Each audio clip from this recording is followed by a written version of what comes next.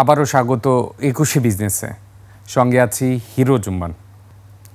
Bank ব্যবস্থা থেকে সরকার যে পরিমাণ ঋণ নিচ্ছে পরিশোধ করছে তার চেয়ে বেশি, ফলে ব্যাংক ব্যবস্থা থেকে সরকারের ঋণ কমেছে। চলতি অর্থবছরে ব্যাংক ব্যবস্থা থেকে সরকারের ঋণ লক্ষ্যমাত্রা রয়েছে ১,০৪,০০০ কোটি টাকা। গত অর্থবছরের মূল বাজেটে ব্যাংক থেকে ১,৩৭,৫০০ কোটি টাকা এবং সংশোধিত বাজেটে ৯৯,০০০ কোটি টাকা নামানো হয়। বাংলাদেশ ব্যাংকের তথ্য অনুযায়ী গত অক্টোবর পর্যন্ত ব্যাংক ব্যবস্থায় সরকারের মোট ঋণ কমে ৫,৫০,৫০২ কোটি টাকায় নেমেছে। গত জুন শেষে যা ছিল ৫,৫০,৯০৫ কোটি টাকা। এর মানে ঋণ কমেছে ৫০৩ কোটি টাকা। এ সময়ে বাংলাদেশ ব্যাংকে সরকারের ঋণ বাড়লেও বাণিজ্যিক ব্যাংক কমেছে বেশি হারে।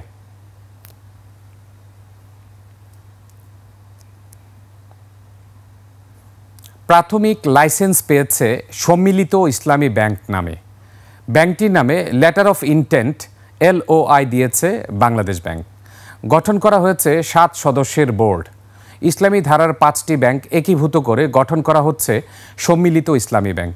এদিকে আমানতকারীদের অর্থ ফিরিয়ে দিতে কেন্দ্রীয় ব্যাংক যখন সর্বোচ্চ গুরুত্ব দিচ্ছে, তবে অনিশ্চয়তায় পড়েছে বিলুপ্ত হয়ে যাওয়া ৫ ব্যাংকের সাধারণ শেয়ার হোল্ডাররা। সাদাত হাবিবি সেতুর রিপোর্ট। একীভূতকরণের অংশ হিসেবে গেল ৫ নভেম্বর আর্থিকভাবে বিপর্যস্ত শরিয়াভিত্তিক ৫ ব্যাংকের পরিচালনা পর্ষদ ভেঙে দেওয়া হয়। এই ৫ ব্যাংক মিলে গঠন করা হচ্ছে সম্মিলিত ইসলামী ব্যাংক। নতুন এই ব্যাংকের নামে প্রাথমিক লাইসেন্স অনুমোদন করেছে বাংলাদেশ ব্যাংক। এখন সংশ্লিষ্ট কর্তৃপক্ষকে যৌথ মূলধনী কোম্পানি ও ফার্ম সমূহের পরিদপ্তর RGSC থেকে ব্যাংকের নামে কোম্পানির লাইসেন্স নিতে হবে। এরপর নতুন ব্যাংকের জন্য চূড়ান্ত লাইসেন্স দিবে কেন্দ্রীয় ব্যাংক। প্রাথমিকভাবে সরকারি মালিকানায় ব্যাংকটি পরিচালিত হবে। ওগুলোর পরে ওই কোম্পানিটাকে তারা ব্যাংক কোম্পানি হিসেবে আবার ব্যাংক কোম্পানি আইনের অধীনে তারা বাংলাদেশ ব্যাংকের কাছে আবেদন করবে। বাংলাদেশ ব্যাংক তার প্রতিটি বিষয়ে খুঁটিনাটি দেখে তাদেরকে লাইসেন্স প্রদান করবে। প্রস্তাবিত ব্যাংকের ৭ সদস্যের পরিচালনা পর্ষদের চেয়ারম্যান হিসেবে দায়িত্ব দেওয়া হয়েছে আর্থিক প্রতিষ্ঠান বিভাগের সচিব নাজমা মোবারককে। পর্ষদে সরকারের পক্ষ থেকে ৫ আর বেসরকারি খাত থেকে ২ জন পরিচালক থাকছেন। মার্জারের জন্য রাষ্ট্র বা সরকার ঘোষিত যে ভর্তুকি দেওয়ার কথা, ভর্তুকি বা বলবো যে এককালীন কিছু অর্থ ছাড়ের বিষয় ছিল, সেটা এই অ্যাকাউন্টে এসে জমা হবে এবং এই অ্যাকাউন্টের মাধ্যমে ক্ষুদ্র আমানতকারীরা ২ লক্ষ টাকা করে যাতে তাৎক্ষণিকভাবে পায়, সেই ব্যবস্থা এই অ্যাকাউন্টের প্রাপ্ত অর্থের মাধ্যমে পরিশোধ করা হবে।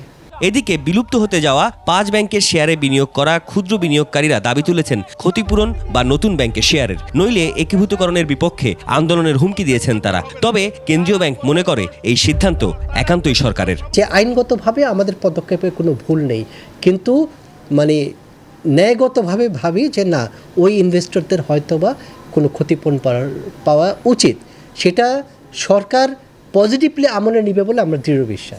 বিলুপ্তির পথে থাকা ওই ৫ ব্যাংকের বড় আমানতকারীরা চাইলে তাদের আমানতকে শেয়ারে রূপান্তর করতে পারবেন, এমন সুযোগ রাখা হয়েছে বলেও জানান কেন্দ্রীয় ব্যাংকের মুখপাত্র। কাউকে লাভজনক করার উদ্দেশ্যে দিবে না, ক্ষতিগ্রস্ত মানুষকে কম্পেনসেশন হিসেবে হয়তোবা দিবে। সাদাত হাবিবি সেতু, ২১শে টেলিভিশন, ঢাকা। চট্টগ্রাম বন্দরকে আন্তর্জাতিক মানের করতে বিদেশি ব্যবস্থাপনা প্রয়োজন বলে মন্তব্য করেছেন নৌ পরিবহন উপদেষ্টা ডক্টর M সাখাওয়াত হোসেন। পতেঙ্গা এলাকার লালদিয়া চর কন্টেনার ইয়ার্ড উদ্বোধন শেষে একথা বলেন তিনি। ৩২ একর জায়গার উপর কন্টেইনার টার্মিনাল নির্মাণ করছে চট্টগ্রাম বন্দর কর্তৃপক্ষ, যার মধ্যে ১৪ একর জায়গায় ইয়ার্ড করা হয়েছে। ফলে ১০,০০০ একক কন্টেইনার ধারণ ক্ষমতা বৃদ্ধি পাবে বলে জানান উপদেষ্টা। এছাড়া বন্দরের ট্যারিফ বাড়ানোর আগে সব স্টেক হোল্ডারদের সঙ্গে আলোচনা হয়েছে বলে জানান তিনি।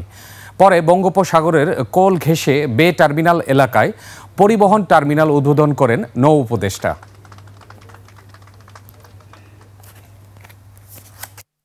অনলি পোর্টের এফিসিয়েন্সি বাড়ার জন্য আমরা আন্তর্জাতিক অঙ্গনে যাতে আসি, আমরা যদি বলছি, যদি আমাদের টার্মস অ্যান্ড কন্ডিশনে ফুলফিল হয়, যদি আমরা দেই, তাহলে আপনারাই দেখবেন, আমি জানি না আমরা কতজন আমার হায়াত থাকবেন, আপনারাই দেখবেন যে এই পোর্টের চেহারা বদলিয়েছিল বদলায়। আপনারা এখন আমাদের প্রযুক্তি নাই, আমাদেরকে খুব প্রযুক্তি ঘরের থেকে এনে দেবে না, we have to earn that প্রযুক্তি। জাতীয় অর্থনৈতিক পরিষদের নির্বাহী কমিটি একনেকে সভায় ৭,১৫০ কোটি ২১ লাখ টাকা ব্যয়ে ১২টি উন্নয়ন প্রকল্পের অনুমোদন দিয়েছে। প্রকল্পগুলোর অর্থের সংস্থান হবে সরকারের নিজস্ব তহবিল থেকে।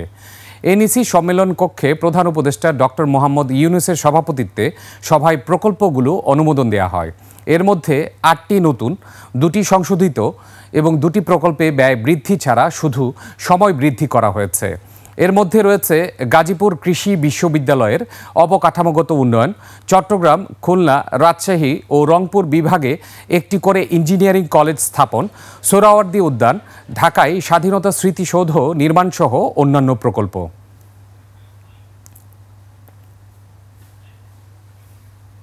শস্য ভাণ্ডার খ্যাত রংপুর অঞ্চলে সব ধরনের চালের দাম বেড়েছে। মোটা চাল কেজিতে ৪ থেকে ৫ টাকা বেড়ে এখন বিক্রি হচ্ছে ৫৫ টাকায়। অপরদিকে সিটি বাজারে সবজি কিছুটা কমলেও দাম এখনও নাগালের বাইরে। কাঁচামরিচ ১০০ আর পেঁয়াজ বিক্রি হচ্ছে ১২০ টাকা কেজি। বেশিরভাগ সবজি এখনও ৬০ টাকার উপরে। গরুর মাংস আগের দরে থাকলেও খাসির মাংস কেজিতে বেড়েছে ১০০ টাকা। সোনালী ও কক মুরগির দাম কেজিতে ২০ টাকা বৃদ্ধি পেয়েছে।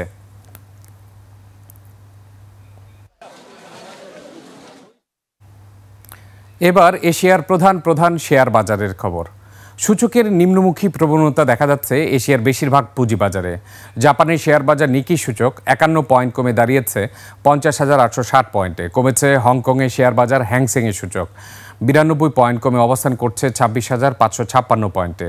বেড়েছে সিঙ্গাপুরের এসটিআই সূচক, এটি ৫১ পয়েন্ট বেড়ে অবস্থান করছে ৪,৫৩৯ পয়েন্টে। চীনের শেয়ার বাজার সাংহাই কম্পোজিট ইন্ডেক্স অবস্থান করছে ৪,০০০ পয়েন্টে, যা আগের দিনের চেয়ে ১৭ পয়েন্ট কম। বোম্বে সেন্সেক্স 30 ইন্ডেক্সকে দেখা যাচ্ছে নিম্নমুখী প্রবণতায়। সেন্সেক্সের সূচক ২৮২ পয়েন্ট কমে অবস্থান করছে ৮৩,২৫৩ পয়েন্টে। কমেছে থাইল্যান্ডের থাই স্টক এক্সচেঞ্জের সূচক, এটি ২ পয়েন্ট কমে অবস্থান করছে ১,৩০৩ পয়েন্টে। দর্শক, নিচ্ছি একটা ছোট্ট বিরতি।